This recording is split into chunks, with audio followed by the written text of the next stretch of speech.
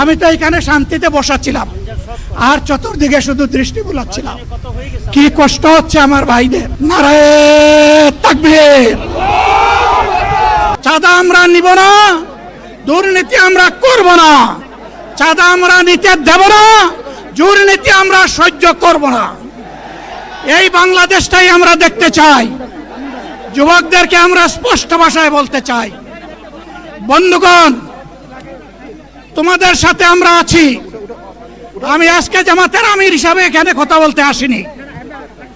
আমি এসেছি বাংলাদেশের 18 কোটি মানুষের একজন হয়ে কথা বলতে। আমি শিশুদের বন্ধু, আমি যুবকদের ভাই, আমি বয়স্কদের সহযোদ্ধা, আমার বোনদের আমি ভাই। সুতরাং তাদের মুক্তির জন্যই আমি দায়িত্ব নিয়ে আজকে এখানে দাঁড়িয়েছিলাম। আল্লাহর ইচ্ছা, শরীর আমাকে সাময়িকভাবে সহযোগিতা করে নাই। এটাও আল্লাহর ইচ্ছা যে এখন আল্লাহ আমাকে কথা বলার সুযোগ দিচ্ছেন। আমি বলতে চাই, বাংলাদেশের নির্দিষ্ট কোন শ্রেণীর মুক্তির জন্য আমাদের এই লড়াই নয়। রাস্তার একজন পরিচ্ছন্নতা কর্মী, চা বাগানের একজন শ্রমিক, রক্ত পানি করে ঘাম জড়ানো আমার একজন রিক্সা চালক ভাই মাঠে ময়দানে বাংলাদেশের মানুষের মুখে যারা এক মুঠো ভাত তুলে দিতে চায়, আমার সেই কৃষক বন্ধুটি, আমি তাদের হয়ে আজকে এখানে কথা বলতে এসেছি। আমি কোনো অভিজাত শ্রেণীর হয়ে এখানে কথা বলতে আসিনি। আল্লাহ তাআলার অশেষ মেহেরবানি, আজীবন সকল রক্ত চক্ষুকে উপেক্ষা করেছি, জেল জুলুমের পরোয়া করি নাই।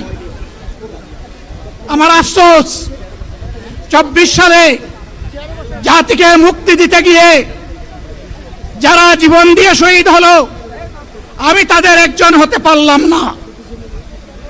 আপনাদের কাছে দোয়া চাই, ইনসাফের ভিত্তিতে একটি দেশ গড়ে তোলার জন্য আগামীতে যে লড়াই হবে, আমার আল্লাহ যেন সেই লড়াইয়ে আমাকে একজন শহীদ হিসাবে কবুল করেন।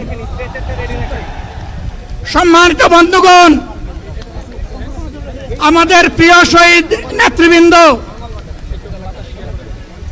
2006 সালের 28 অক্টোবর থেকে শুরু করে পল্টন গণহত্যা, শাপলা গণহত্যা, সারা দেশের গণহত্যা, পিলখানার গণহত্যা, 24-এর গণহত্যা, এই গণহত্যা যারা করেছে তাদের সকলের বিচার বাংলাদেশের মাটিতে নিশ্চিত করতে হবে।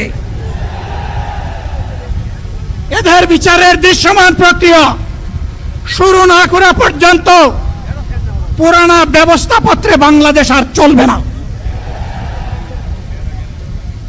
এতগুলো মানুষ এমনি এমনি জীবন দেয় নাই, জীবন দিয়েছে জাতির মুক্তির জন্য। যদি বস্তাপোতা পুরানা সবকিছুই টিকে থাকবে, তাহলে কেন তারা জীবন দিয়েছিল? যারা ওই বস্তাপচা ব্যবস্থাপনায় বাংলাদেশকে আবার গড়তে চান, তাদেরকে আমরা বলি, জুলাই যুদ্ধ করে যারা জীবন দিয়েছে, আগে তাদের জীবনটা ফেরত এনে দেন। যদি শক্তি থাকে ফেরত এনে দেন। আপনারা পারবেন না, যেহেতু পারবেন না, কাজেই নতুন ব্যবস্থায় নতুন বাংলাদেশ গড়ে তোলা হবে ইনশাআল্লাহ।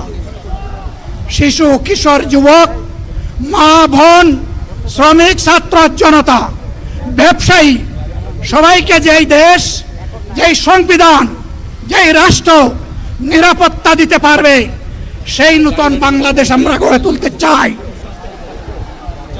ভাইয়েরা, আমাকে সবাই চাপ দিচ্ছে, কেউ বলে ভাই শেষ করেন, কেউ বলে চাচা শেষ করেন। আমি তাদেরকে নিশ্চয়তা দিয়ে বলছি, আমার মওত আমার আল্লাহ নির্ধারিত সময় থেকে 1 সেকেন্ড আগে হবে না, এবং হায়াত যা দিয়েছেন তার 1 সেকেন্ড আগেও আমি যাব না। অতএব মহান আল্লাহর কাছে আবারও তৌফিক চাই। আপনাদের কাছে যে কষ্ট হয়েছে আপনারা, আমি তো এখানে শান্তিতে বসাছিলাম আর চতুর্দিকে শুধু দৃষ্টি বুলাচ্ছিলাম, কি কষ্ট হচ্ছে আমার ভাইদের। প্রিয় ভাইরা, এই কষ্ট আল্লাহর জন্য। এই কষ্ট কার জন্য? ইনশাআল্লাহ আল্লাহ তাআলা আপনাদেরকে তার উপযুক্ত যা দুনিয়ায় দিবেন, আখিরাতে দিবেন। আপনাদের এই ত্যাগের বিনিময়ে নতুন বাংলাদেশ আমরা পেয়ে যাব। আসুন সেই নতুন বাংলাদেশের জন্য একবার স্লোগান দিয়ে শেষ করি, নারায়ে তাকবীর। আসসালামু আলাইকুম ওয়া রাহমাতুল্লাহ।